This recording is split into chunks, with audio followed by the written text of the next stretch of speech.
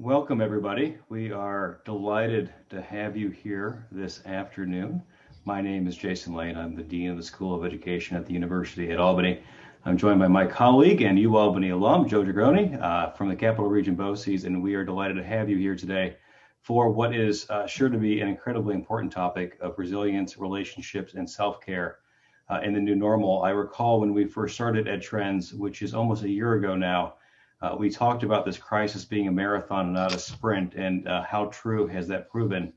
And in all of that, we have to constantly remember self-care, because I think we all have experienced unprecedented strains on our mental health and on our relationships with each other. I've often said I've had to learn new levels of patience, even with my family, as I have been stuck in these four walls with all of them, which has been both delightful and a learning experience all at the same time. And we all have experienced this in our own different ways. So we are thrilled to have this panel here today to talk with us about issues of resilience, relationships, and self-care in the new normal. Jerry, is our next slide, or are we ready for the promo there? All right. Cam, can you hit the promo? Yep, it's being strange. Hold on. Always. So in one moment, we're going to have a video to kick us off here. Did it go the right way? Sorry, hold on. I forgot I'd do something differently. There we go.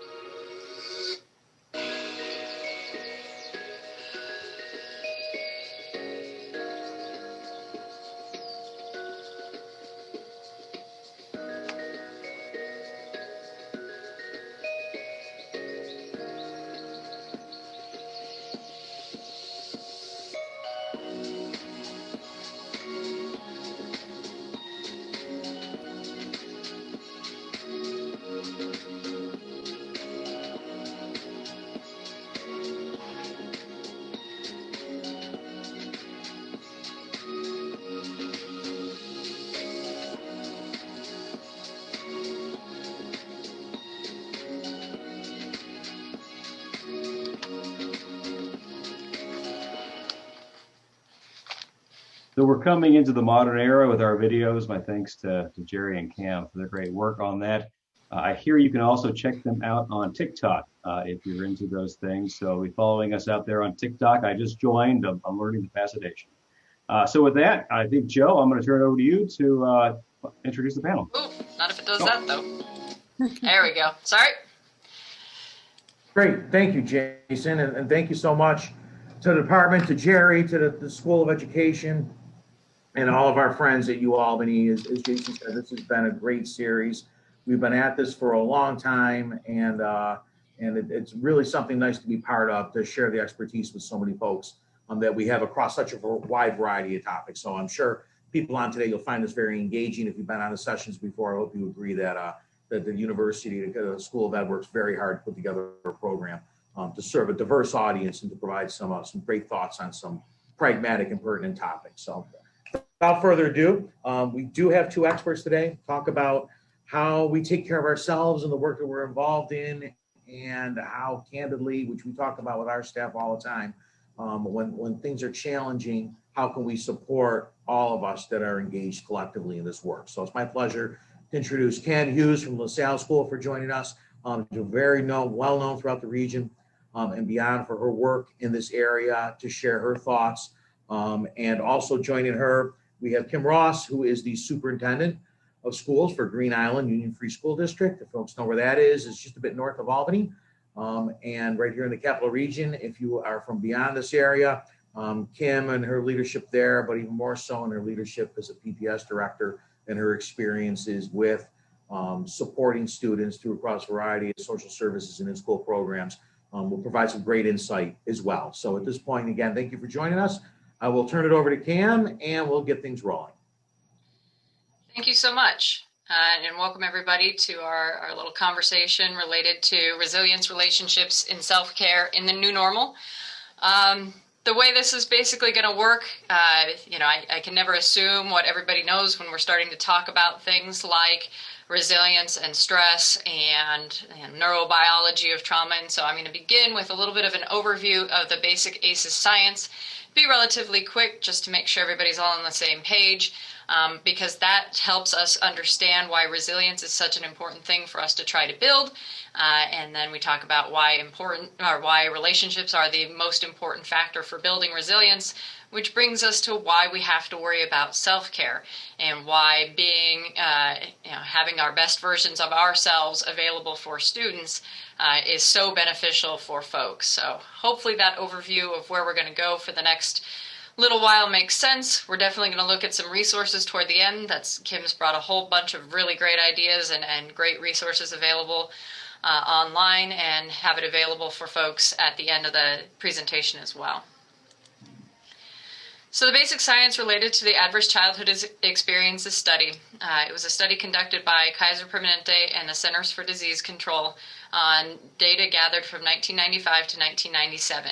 And it really was looking at the association between 10 negative events that happened before the age of 18, so childhood, and health outcomes, because the researchers had noticed through the course of their own research that there were folks that did really, really well in some kinds of treatment, but then struggled after they left the treatment. They wondered if there was something about these people that made it more difficult for them. Since the publishing of the Adverse Childhood Experiences study, the questions have been asked of a number of different populations and different groups across the country and across the world. It's included in a number of behavioral risk factor surveys that go out through different states to get more representative populations. And also some similar questions are asked of a childhood group, and we'll have some slides about that too, to see how it impacts things like education. So a little bit on those 10 questions, and I won't go over every single one of them, but there were 10 questions that focused on abuse, neglect, and household dysfunction, both physical, emotional, and verbal abuse, neglect, emotional and physical neglect, and then different dysfunctions within the household. This is a study from 1995 to 1997, and so, looking back on it, we might change some of the wording. It certainly doesn't cover the full range of negative things that could happen to a child during the course of their childhood and living in a home. But it does, cover what these are the questions that they asked at the time. And even knowing that these are very limited in their scope, there were some very significant findings about the relationship between adverse childhood experiences and health outcomes. And I mentioned that we've also asked these questions for kids. This is a study from 2016 to 2017 on a nationally representative sample of children. And what's important about this is that while it is great to see that 55% of kids between the ages of 0 and 18 have experienced no ACEs, 20% have experienced 2 or more ACEs. And for those who aren't really big in statistics, 20% means 1 in 5. So if you think about a classroom with 20, 25, 30 kids, you're talking about a large chunk of the classroom who have had these adverse childhood experiences. And these adverse childhood experiences have lasting impacts on somebody's life, right?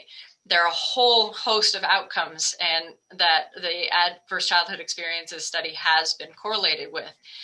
So when we're speaking specifically to the education group, you see down in the bottom corner, the dark blue, it has an impact on education, opportunities, occupations, and income. We know that kids with higher ACEs are less likely to graduate from high school or get a GED. And the number one protective factor from going to prison is to have a high school diploma or GED. And it goes beyond that to risky behaviors, chronic diseases, which is where the study really started, looking at things like cancer, diabetes, heart disease. But it has since been expanded to all scopes of life. And so the higher somebody's ACEs is, the greater they're at risk for these negative outcomes. And that's really the most important part as we continue to talk about this discussion and resilience and building resilience, is that it's risk. right? While somebody may have a high ACE score, that does not mean that they will get heart disease. It means they're at risk for heart disease.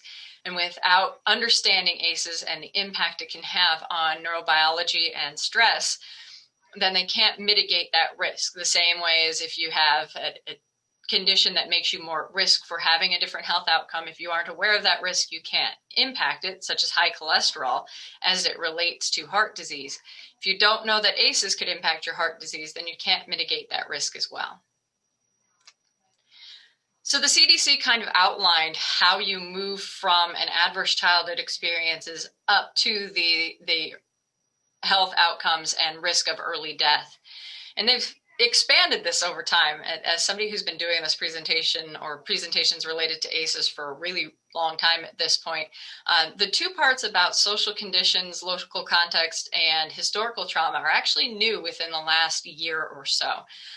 Recognizing some of the work of folks like Dr. Wendy Ellis and the pair of ACEs, and examining the impacts of adverse community environments and how that can compound somebody's experiences to add more stress to their life. So it goes from conception all the way to that early death. For people who have 6 or more ACEs, they're at risk of dying 20 years earlier than the average lifespan of a person in the United States. And the important part is that conception part, that it isn't just what happens after somebody is born, but what happens to pregnant moms is also very, very important. So it puts more emphasis on that prenatal care, understanding the impacts of stress on a mother and how that could, impact their child's trajectory toward health and positive outcomes. The way that ACEs impacts the neurodevelopment has to do a lot with fight, flight, freeze. So an adverse childhood experience causes high levels of stress, usually what they call toxic stress, for a child. And what happens is, as that toxic stress continues in the body, it can cause ongoing damage. And fight, flight, freeze is really important. It is a necessary part of our physiological history. If we think back to frontier times, fight, flight, freeze was what kept people alive, right? You're walking in the woods, you see a bear, you either fight the bear, hopefully, you run from the bear really fast, or you hold really still and hope the bear either doesn't see you or eats somebody else. Without fight, flight, freeze, we wouldn't have been able to survive in more difficult environments than we're in now. So it's a normal, natural part of our anatomy and anatomical responses to stress for the chemicals in our brain to say, I need to be prepared to save my own life. Unfortunately, kids who are experiencing adverse childhood experiences are in situations where they might be living with a bear or being exposed to situations that is as stressful as a life or death situation at any given moment. So a child may be using fight, flight, or freeze to exist in their world. And if they're used to fight, flight, and freeze is a coping mechanism. And just like any coping mechanism, the more it's used, the better you are at using it. And if it's the coping mechanism that's used most often, then the person is going to rely on that coping mechanism in any stressful situation, whether or not it's directly life-threatening. So if we think about children in the classroom, this may result in kids resorting to fight, flight, or freeze in classroom situations that to us as educators might not seem stressful, but to a child who perhaps struggles in reading or has some sort of learning disability, suddenly the classroom situation feels so stressful that in order to protect themselves, they have to engage in these behaviors. The thing about stress is that it creates larger levels of cortisol and adrenaline in the system. Cortisol and adrenaline aid the fight, flight, freeze process. It makes our heart beat faster. It helps us access oxygen better so that we're better ready to fight the bear, run from the bear. What happens is when it's there for a long time, it can actually disrupt neurodevelopment. So cortisol is kind of like cortisone, right? It has an impact on inflammation. If you get a cortisone shot, it can be beneficial in a joint, but after a while, you can't keep getting a cortisone shot because it starts to do damage. And the neural connections within the brain under stressful situations, continuously stressful situations, start to actually get damaged. And the connections between neurons start to wither and go away. And so folks that might have experienced high levels of stress might not have the same neurodevelopment as somebody in a similar age group that did not experience those levels of stress. The other thing about cortisol is that it's something that's always in our body, and we always have a baseline level of cortisol. It shifts a little throughout the day, but generally everybody has a baseline. And if you're constantly under stress, the baseline actually shifts up. And so when you think of the term that somebody went from 0 to 60 in a second, somebody who's been in a situation with a lot of adversity as a result of their cortisol level shifting upwards, they may never have actually been at 0. They may have appeared calm, but really they were prepared to react to a dangerous or deadly situation in a moment's notice. And so while it looks like they're just exploding over the smallest thing in their mind, it was just enough to push them over the limit. They say that it can take, or there was a study that suggested that it can take 72 hours for somebody's cortisol level to return to normal after a stressful situation. And especially now in this COVID environment, I don't know about you, but getting 72 hours stress-free is pretty difficult these days. So I imagine that cortisol levels as a whole across the country has started to shift, and without ways of thinking of how to mitigate this, and we're all getting closer to being 0 to 60 in a second, which is why we really want to talk about self-care, recognizing that for ourselves and for the students we work with, taking care of ourselves is key to being able to take care of the kids. More data related to ACEs in the classroom. This is that same data from 2016 to 2017. So there was that 20%, that 1 in 5 students said that they had 2 or more ACEs. And those 1 in 5 students reported all of these outcomes associated with being in school. That they're less engaged, that they say they lack self-control, more absenteeism, more grade repetition, all of the things that make it harder to complete a degree. All right, bachelor's degree, not bachelor's degree. I'm sorry, I was just in a different meeting. A high school diploma. There's also issues related to bullying, that they're engaging in more bullying behavior, and that they indicate they have a tough time making friends. If we understand the neuroscience of resilience and the importance of relationships, the fact that people are having a hard time making friends is even more detrimental for a student. Because neurogenesis, the building of new brains, those connections, making more neural connections that have been withered as a result of being affected by more cortisol, can be stimulated in some environments and can be stopped in some environments. And so if we can create environments that have more play, more meaningful new learning, but particularly that social support, we can help build better brains. If there are environments that are full of physical inactivity, boredom, and depression, then the brain will continue to wither, and we won't be able to heal that brain as easily as if we do more of the stuff on the left.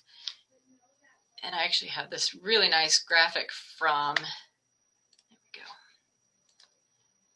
This is from Alberta Family Wellness, and they're looking at, this is a group up in Canada, about this idea that resilience, is helping balance out those negative experiences by providing positive supports. So relationships, that new learning, health, nutrition, all of those things can help people build resilience and overcome or mitigate the impact of stress in their lives.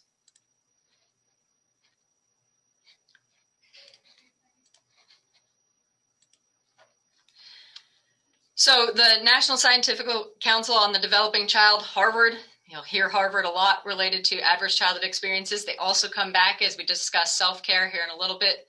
A major source of resilience is the availability of at least one stable, caring, and supportive relationship between a child and the important adults in his or her life. That's a teacher. That could be a building administrator. That could be a bus driver. And this lack of social support is associated with a heightened stress response, that increased likelihood of going from 0 to 60, the increased likelihood of using fight, flight, freeze as a coping mechanism. And so this social support has a positive impact both on mental health, right? It makes somebody feel better, but it also helps physical health because cortisol and adrenaline at high levels in the system impact more than just the brain. There's research to suggest that it can cause headaches, stomach aches, muscle problems. So some children may be experiencing it in different ways that looks like they're trying to avoid the classroom, when in fact they may actually have a biological reaction to the stress that's in their system that may be stress from being in the classroom, but not necessarily a malingering kind of situation. And so given what we know about adverse childhood experiences and the negative impact of stress on the body and the brain, and given what we know about how important relationships are, like the single most important thing is the positive relationship between a child and adult, then we have to really think about the adults that are interacting in kids' lives, right? We do have to bring ourselves to work every day. And that means a whole bunch of things, right? Our background, our own set of ACEs and experiences, biases, our culture, and the stressors and current issues, right? Things that happened in our house before we tried to get there, things that happened in the world that might be, making it more difficult to get to work, pandemics, concerns about political situations, elections in general, all might be adding stress as we come into work. And this is where we really need to think about the concept of self-care and how all of those things might impact our ability to be the kind of teacher, parent, counselor that we want to be. This falls into the idea of Maslow's hierarchy of needs, where if we're focused on those lower level physiological needs, we aren't able to get up to those higher level needs like self-actualization and esteem. And so we aren't able to be the best versions of ourselves if we're concerned about things like air, water, clothing, sleep, all of those things that we have seen significantly impacted by COVID, right? Even in families that traditionally probably would have had enough of the safety needs and physiological needs met due to layoffs or changes in employment, that might not be the case anymore. And so COVID really has impacted our hierarchy of needs. From my own experience and somebody who understands this science and yet can still think back to, I think it was about March, I was at the grocery store and I was thinking about this idea of having to quarantine for 2 weeks if I was exposed. And I was like, all right, if I have to quarantine for 2 weeks, I need to make sure I have 2 weeks worth of vegetables and protein in my house to feed my family. Forgetting about the fact that I have a very large family in this region and any one of them would happily drop a bag of groceries off on my doorstep, because my brain was not in a place that was thinking of those higher level needs. I was thinking I must make sure there's enough food in my house. And I was a person who had the means to make sure that happened.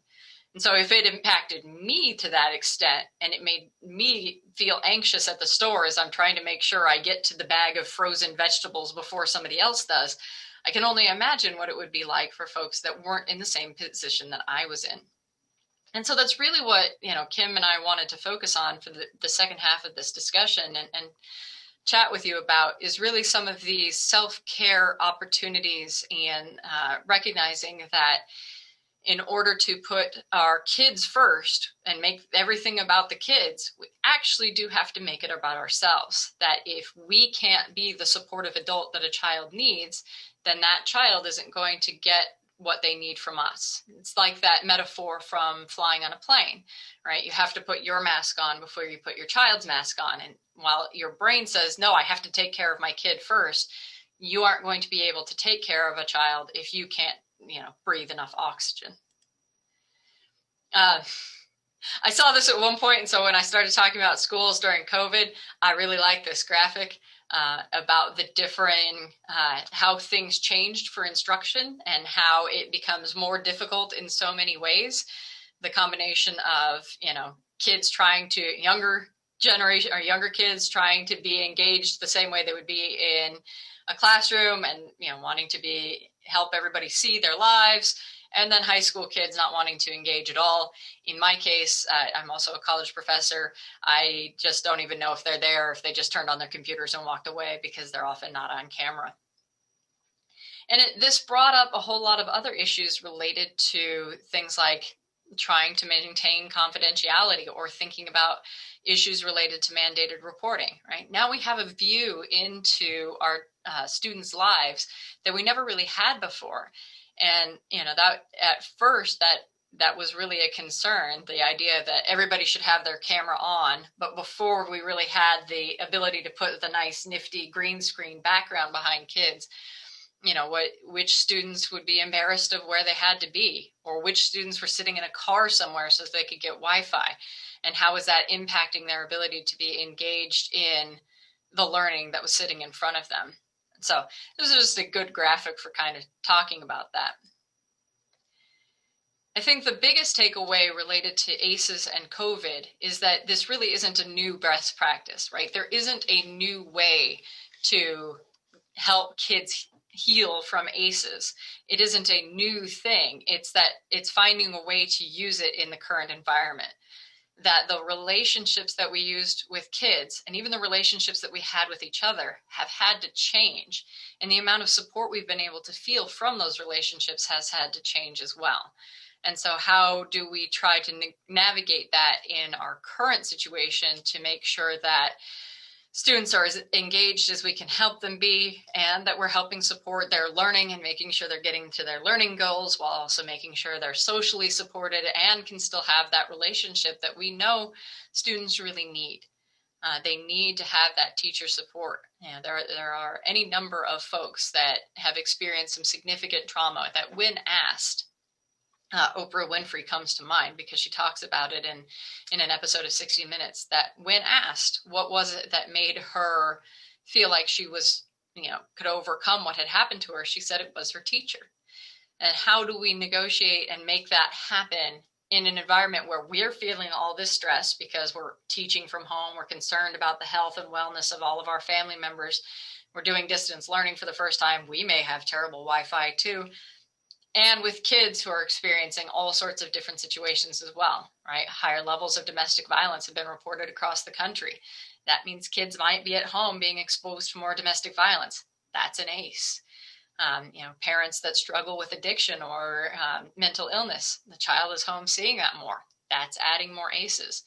And so it's not about coming up with something new, though there are resources directed about, how to use the technology different. It's still about trying to create and maintain relationships with students. So I'm going to take this opportunity to let Kim talk a little bit, because I've talked a lot and I would like a drink of tea. Oh, Cam, thank you so much. Actually, do me a favor, Cam, unshare your screen. I appreciate that. That'd be awesome. Yep. All right, Cam, thank you so much. I know the science behind ACEs and trauma-informed practices is really critical to set the stage, not just for what our children may be going through, but ourselves as adults. So what I'm going to request is that everyone turn their camera on. And I'm going to, there is a way that you would, when you turn your camera on, that you can go up to your view and make sure you click on gallery. So if you go to the upper right-hand corner, you're going to click where it says view and click gallery. That's great. So now what I'd like you to do, just to get familiar with Zoom, because not all districts use Zoom, if you go to the bottom, you're going to see the chat feature. I'd like you to introduce yourself. You don't have to use last names, but your first name, your role, and what district you come from. And go ahead and put that in the chat. And while you're doing that, and as we're waiting for all 45 folks to put in their name, their role, and the district they work for, just scroll through. You're going to see you probably have 2 pages of our folks who are here that should have their cameras on.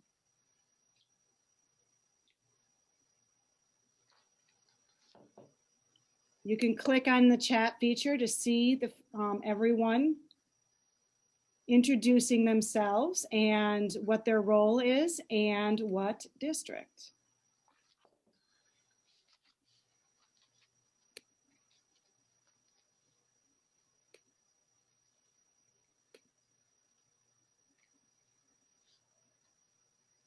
Maybe there's a few folks that you know, both as colleagues or in your travels and journeys.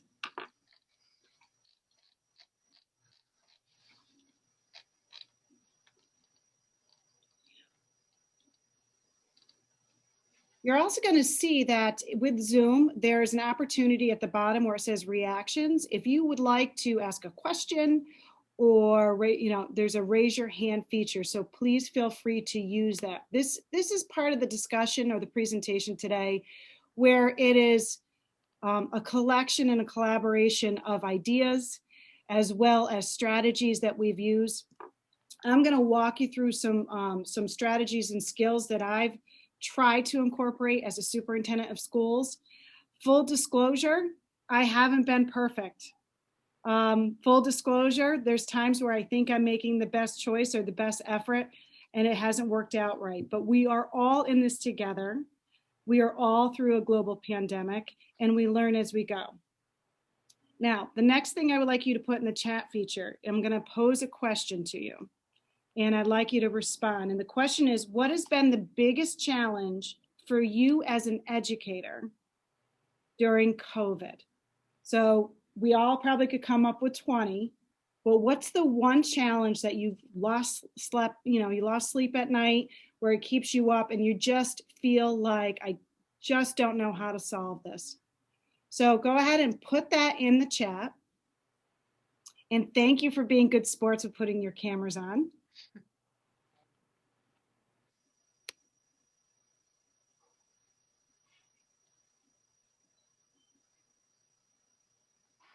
Nine, 10. I'm going to see if I can make sure I see the chats.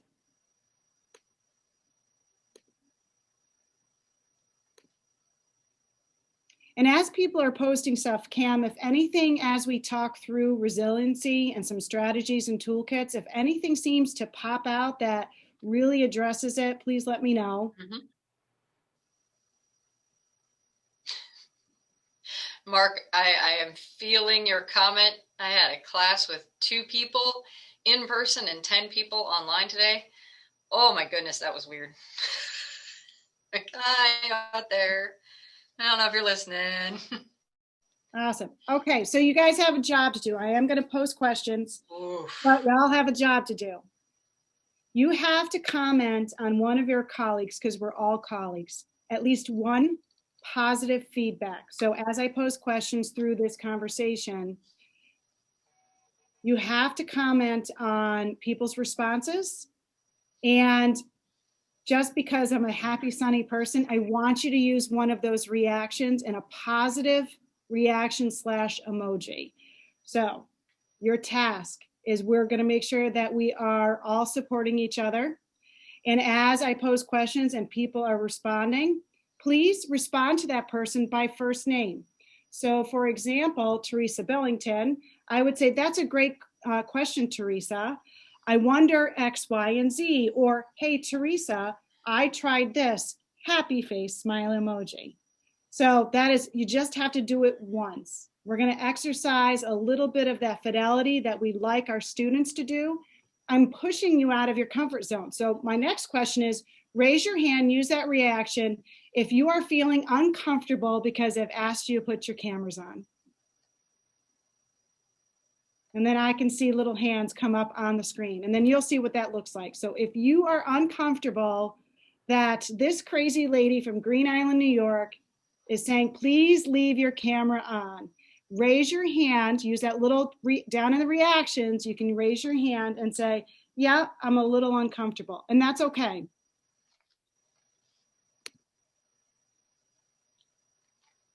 Three participants, that's great, because you know what? There's some days that I'm in these meetings and I have to turn my camera off because there's a lot going on all around me. In fact, when this first started, my wonderful custodian came in to clean my office and I just had to shake my head no. Normally I would turn my camera off.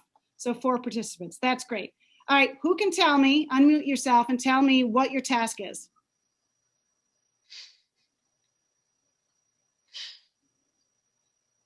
Jackie Anderson. All righty, here we go. Just for you, darling. What's your task for the day? We're going to positively react to something that one of our colleagues on screen has said. Exactly, and give feedback, either support or maybe answer a question or maybe say, I echo that, whatever it might be. All right, if you are uncomfortable with your camera on, I will gladly allow you to turn it off. I just wanted to do a little social experiment of how sometimes, like Cam had said, our students may not be comfortable having their cameras on.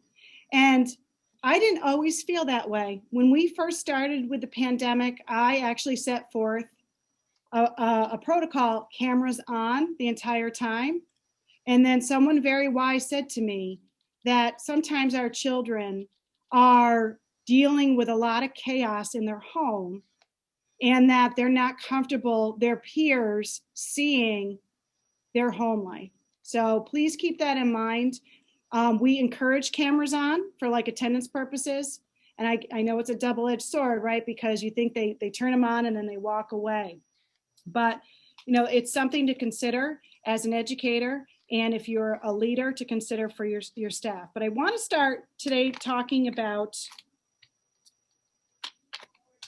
the data that supports what we're all going through.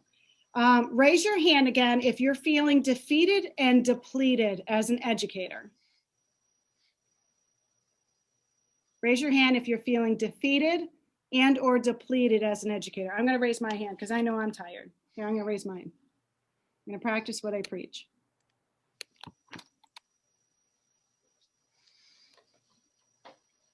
Are you feeling defeated and depleted? It's been a long year. We've all been working hard and sometimes we feel like that definition of insanity. So raise your hand if you at times are feeling defeated and depleted. And I would think most of us are here today, right? Because we're searching for new ways and new strategies on that resilience. So as we, raise our hands and are feeling that way, I just want to share with you that Ed Week did some research, and just to set the foundation about feeling defeated and depleted is that interestingly, in May of 2020, 80% of students felt their morale was low, right? It was the end of the year. There wasn't going to be graduation. So 80% of students felt like their morale is low. In November of 2021, 84% of teachers felt that their morale was at an all-time low. So that fulcrum has switched where our students right now, their morale isn't as low as us as educators. And administrators and students is November of 2021, about 65% felt that the morale was an all-time low. And everything that I talked to you about or reference will be sent to you after this webinar. All right, so we're gonna move on how self-care for you as an educator, because as Cam had said, it's really important that if you are not feeling supported, even though your principals and your superintendents are doing the best they can, but you're not feeling supported because we miss that human interaction with our students, the constant threat of positive cases, the social distancing. I joke, and my friends who know me, what I miss most is hugging people. And so when this is all over, watch out, right? I miss having that interaction with my younger students, with my family, my friends. It's really, really difficult. So one of the things that we talk about in developing resilience for yourself, you're not born resilient. It doesn't just happen. You have to build that capacity. And one of the things that you could work with, just not with yourself, but your friends and your colleagues, is out of the University of Pennsylvania, they came up with this acronym called PERMA. And PERMA means positive emotions, engagement, relationships, meaning, and accomplishment. So when we are met with high levels of stress, and if we are met with also high levels of well-being, it provides protection against those high levels of stress. We are in a high level stress time. That is not going to change. No one has the magic answer how to alleviate the stress we're all going through. But what we can do is balance that out with the high levels of well-being. It's a really simple concept. And you don't have to raise your hand for this, but who remembers, it was probably 10 years ago, 15 years ago, there was the initiative about filling kids' buckets. right? You can just shake your head if you remember that. If you've been around, like I've been in education forever, right? Do you remember that whole initiative? You got to fill kids' buckets, and elementary kids would have the little fuzzies and they'd fill each other's buckets with positive comments. It kind of stems off of that, but in the sense of, instead of trying to drink water from a fire hose, it's these micro droplets and these micro moments of filling our own buckets and our colleagues' buckets. So we have to find these moments of positive emotions, engagement, relationships, meaning, and accomplishment.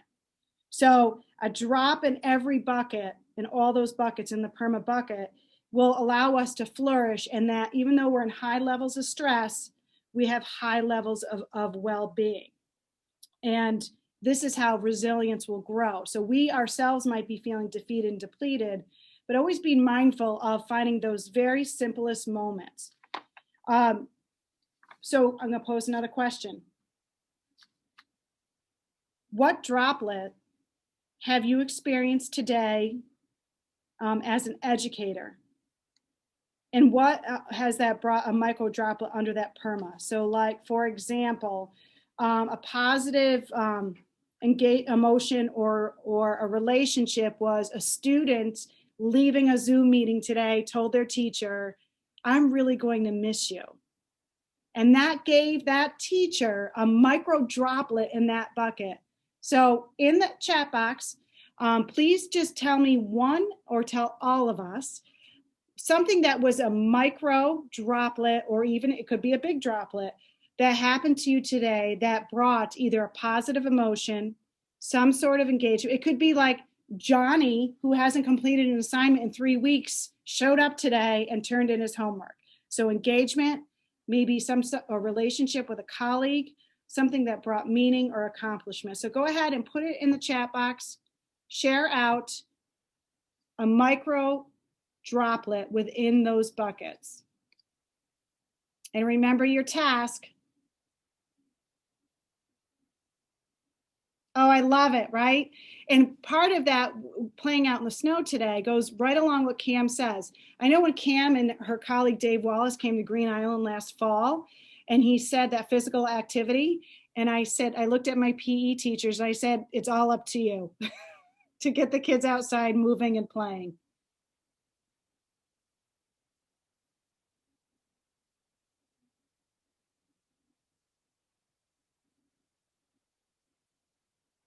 Oh, I love when parents, and a great tip I have where a parent wrote the email, and I learned this, my first job, I've been an elementary principal in 2 buildings, and then I was a director of PPS. I learned very quickly, I have a happy box. So when I get those emails from parents or students or community members, I actually print them out. And when it's a really rough day, I pull my happy box out and it validates, and it gives me that micro droplet of meaning. So it's a great tool that I've used.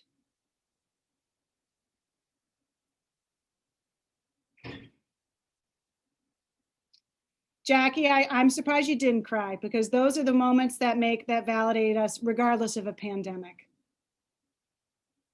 Oh, Michelle, be a bucket filler, not a bucket spiller. Yes, love it. Love it. I forgot that saying. Yeah, that was a good one. Yeah, yeah. Oh, Michelle, that's cool. Yeah, my stepdaughter's teacher sent home a really nice email, and I printed it out and put it on the fridge. Yeah. As much as we like those micro droplets, right? And we need them too, because we're human beings. Our children need them as well. Well, and the parents need them too. Yes, they do. Because it's okay, Mom, right? Yay. Thank you. I love all these micro droplets that I'm just scrolling through. Yep, me too. And just hearing these positive pieces, these little droplets of something that went right today, I actually find inspiring. That, the days where you feel like we've lost humanity and we've lost the what education means, this is a reminder, and please, I encourage you to read through your colleagues' responses. These are the things that we look forward to and we savor as educators and as adults. So these are all great. Hey, Dan, I like your data report too. Dan did a data report. Somebody complimented his data report. As the data person at my agency, I like your data report too. We all live by data. Love that you guys are using positive reactions, right? It's okay to step away from being that taskmaster and making sure that we appreciate each other. I want to talk about a little bit some self-care strategies as a toolkit that we're going to share with you. There's certain things that you can do for yourself to survive and to flourish and to build that resilience as a teacher, as a parent, and as a human being. So we all know that we've had to create this new normal, but I want to give you permission. And if, every leader and every colleague should give you permission to be kind and gentle with yourself. And what do I mean with that? We're all going through this. I had a discussion today about the gaps in education, and the AIS is so, is exploding. And what about state assessments and regents exams? And what are we going to do? And the accountability. And I just want to remind you that it's okay to be kind to yourself, that your students in your district are not the only ones who are dealing or struggling through academic gaps. This is a global pandemic. This is students across the world are struggling with academic and achievement gaps, and it's gonna be okay. We've got this far, we're gonna continue to keep going, and that's what resilience is. So give yourself permission and give yourself forgiveness as an educator and a human being that we don't get it right. I don't get it right. But what we do is we get up every day and we keep trying. Make sure that in this building of resilience and giving yourself permission, it's okay to reduce your workload. Now, Green Island is a school improvement school. We have a lot of work to do. And even as a superintendent, I give permission to my teachers to say, it's okay. Instead of giving 10 homework problems, give 3. Or don't give homework. Because like Cam talks about, what children are dealing with at home, sometimes what's going at home, there's no time for homework because the family is trying to survive the pandemic. Shift your sole focus from academic mastery to more positive, healthy relationships and academic growth. Don't kill yourself saying, my children all have to get 85s and 90s, which we all want, right? I'm not saying lower rigor or lower the bar, but make sure that you are finding that balance with that. Its academic growth is really important, and that those relationships are what are going to give you that achievement that you want. Make sure you're practicing self-awareness. You always have to stay calm and focused, right? Our children and our colleagues are reflective of our own outward mood or temperament. So know your emotions, right? And that your emotions are contagious. If you're upbeat, even if inside you're falling apart, the people around you, your colleagues and your students, it is contagious just like COVID. Be optimistic and solution forward and focused. Now, this is a very dear superintendent uses this phrase, and it has stuck with me. He talks about interrogate your own thinking, meaning challenge the way you think. Now, we're human. We can't always be optimistic. We can't always be solution forward, but shift your mind and your mindset to that silver lining. You guys just did this today, right? Something positive that happened to you today that filled your, that micro droplet bucket. And try to shift to being optimistic. And it's okay, again, give yourself permission to have those moments. But I tell my teachers this all the time. It's okay. And I have teachers in my office as superintendent several times a week, you know, who are just feeling that defeated and depleted and are crying and just needed somebody to talk to. And I say, it's okay to have these moments, but we're not going to live there. We shouldn't live there because that's not good for our own well-being during a high stress. So find those people you trust, have those moments, but then don't live there. Continue to show gratitude and compassion, right? Your task today was to comment on each other and do those positive emojis. That's gratitude and that's compassion towards each other. Make sure you're taking breaks. Physical and mental breaks. You shouldn't be eating. I should practice what I preach. You should not be eating in front of your computer. You need to turn it off, just like the students do. Make sure that you identify where you're connected and where you belong.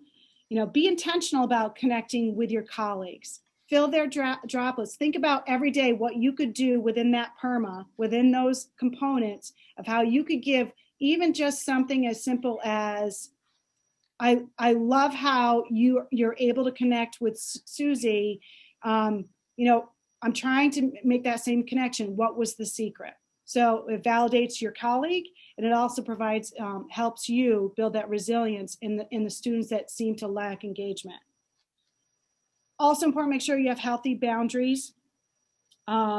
Consider the social and mental health and well-being, and recognize that everyone responds differently to stress. That was one of the biggest learning curves for me stepping into the superintendency 2 years ago. I have tremendous fortitude, but I realized that not everyone is, you know, it functions differently and has stresses at home that impact us and our well-being during the day. And it goes without saying, you should really monitor the information you get out on social media and the world. It's just one more negative influence in your life. And it's okay to take breaks from social media. And I've learned to find a new love for reading, and turn off the Facebook and feed my soul and make sure that I fill my bucket.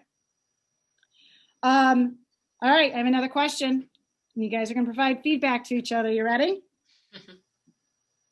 I want you to identify what has been your biggest negative outcome that your students face, or biggest challenge is probably a better word, that your students face. Now, we identified the challenges as a teacher, right? It could be technology, it could be engagement, it could be what, you know, so many things. But what would you identify that your students' biggest challenge is? Go ahead and put it in the chat, and let's start seeing some feedback.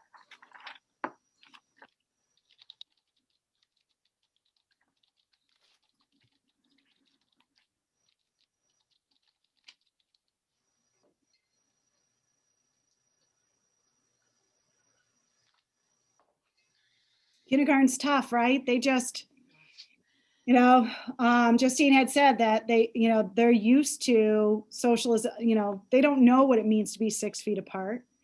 And I always joke that when I'm having a bad day, I tell my secretary I'm going to go to my happy place, and it's always kindergarten, right? Because they're just so joyful. I love it, Karina. You're braver than you believe and stronger than you seem and smarter than you think. Christopher Robin.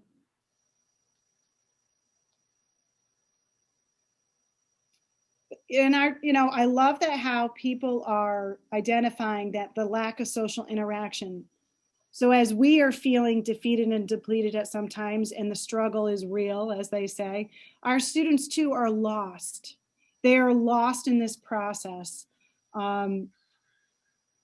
They're social creatures. I know for a lot of us, like myself, my teenage years are 35 years ago, 40 years ago. But to remember what it is to be an adolescent and how peer relationships are so critical. Yeah, the tough kids, they want to be back in school as well. Yeah, Students. it's one of the things that we talk about when we're working with some of the police departments, and why as teenagers friends are so important. It's that same neurobiological thing that you're moving away from being attached to your parents and being attached to your friends, because frontier times parents weren't going to be around forever, but you always needed other people in order to survive. So having a group of friends was a matter of life or death, and that's still in our brain, even though our reality has changed since then. And so now these feelings of, I have friends, but do I have friends? And I don't see them, but I see them online, but I don't, that push and pull for a teenager is going to be even more difficult.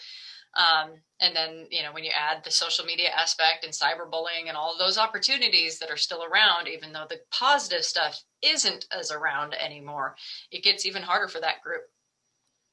Right.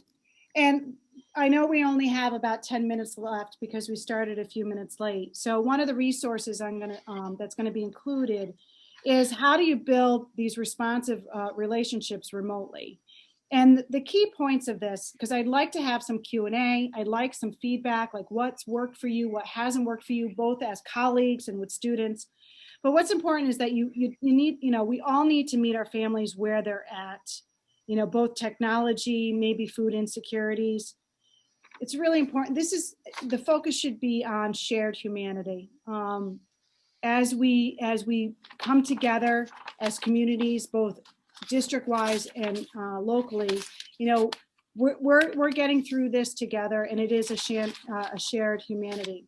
We want to remember and embrace that virtual learning is different, but we have to be patient, and we're going to recognize that this work does require empathy, flexibility, creativity. There are so many tools that each district has done to try and support students and colleagues. Before we open it up to some feedback, like, hey, we did this in our school and this worked really well, I just wanted to share that, every district is unique and has their unique challenges. So what works for us here at Green Island may not necessarily work in a different district. So for example, because we're a small district in one building, I was able to let all staff telework if it was COVID related. And because of that, and this collective effort of everybody, covering each other's classes because they have families at home and the protocols, we were able to save 280 instructional days for our students. But again, that works for us because of our dynamic. So I'm curious in the last few minutes if there's questions, but I'm also curious what's working and what's not working. Like, I know that the consistency, the kids turning their cameras off and walking away, the resources I gave you will help you dig into that a little bit deeper than the hour we have. So I'd like to open up the floor to anyone who'd like to participate. How are you, maybe someone has tried something as an educator or a leader. Let's start with the lack of engagement of students who are virtual, turn their cameras on and walk away. Has anyone tried anything that they go, this works really well for me?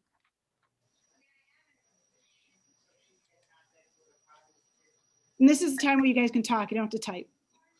If I start off with a game, everybody turns their cameras on and then they feel like they can't turn them off when the game is over. Oh. So what tools have people used that and found some success with the plague of the kids turn their camera on and then you see this, right? And then you see that for the whole 40 minutes.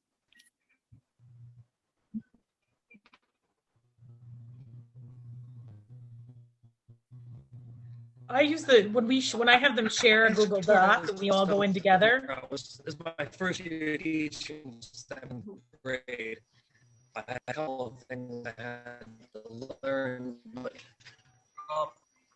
So Mark, we're having a tough time hearing you. I think it's Mark who was talking. Yeah, we're having a tough time. It's breaking up. So maybe put your idea in the chat box.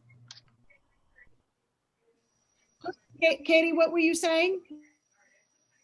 I've had success with like sharing the Google Doc together. So like when we're in the classroom, so they might not turn their cameras on, but I'm like, okay, guys, let's go into this Google Doc, and then I can see their circles pop up, and I'm like, hey, Louie, Johnny, Susie, you're not in there, but I see Victoria, this one and that one, and then they're like, oh wait, we're all, and then we all kind of go on together and add. So we do the vocabulary together, like, hey, go ahead, research it on Google, and then I give them each a task, and that's been the most engagement that I've gotten, because we're kind of all, and they're like, oh, can I use any color I want? You know, it's silly, but it actually, they feel ownership of taking on the document, you know?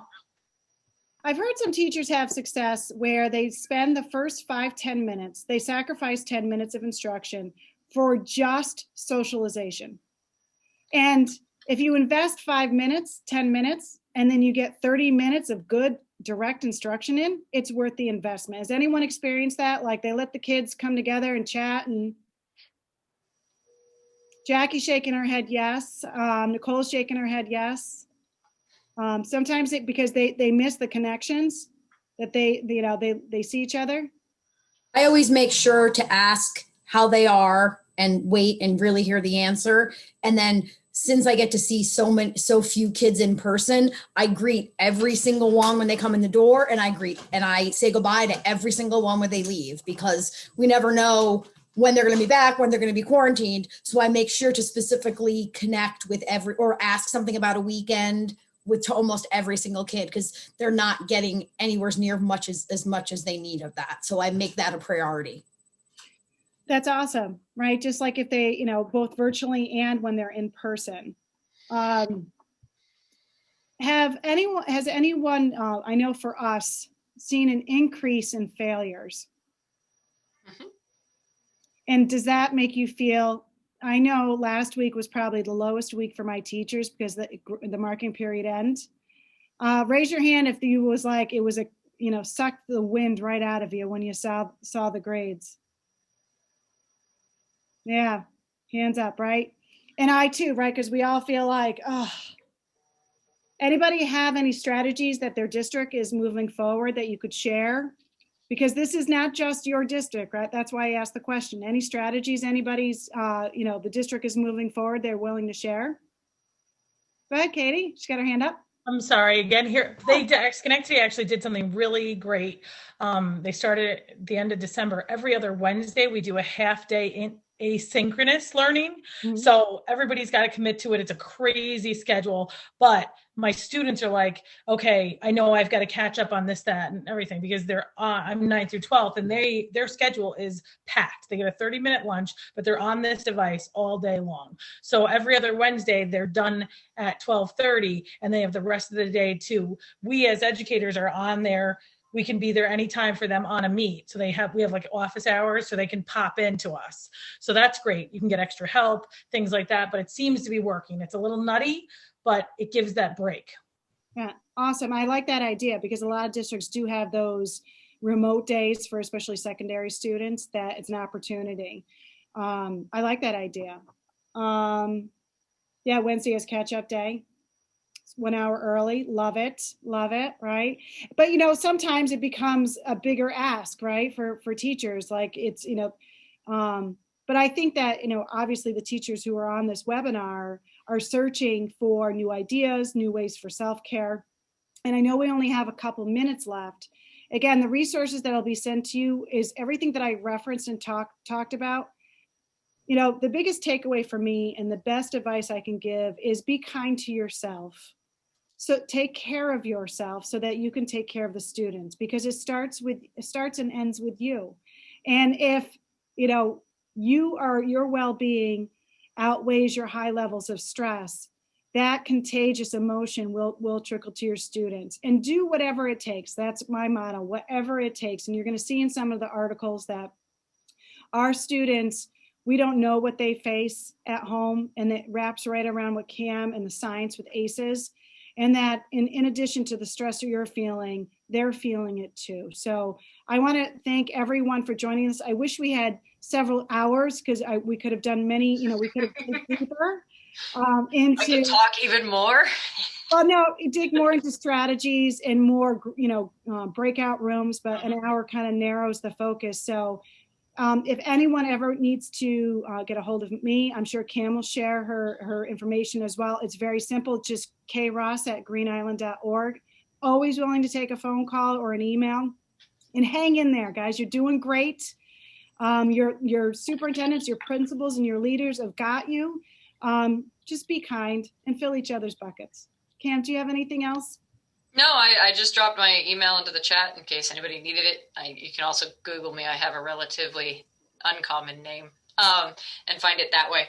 But we really appreciate your time today, and I hope it can be helpful for you going forward. And if you have any questions or want to know more, let us know.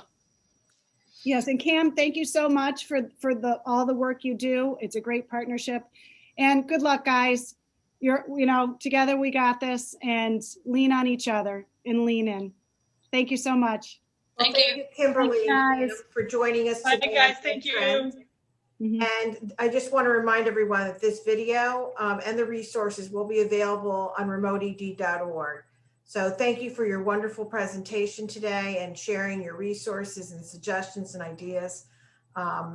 It's a lot to be said that we are at 5:10 and people were holding on.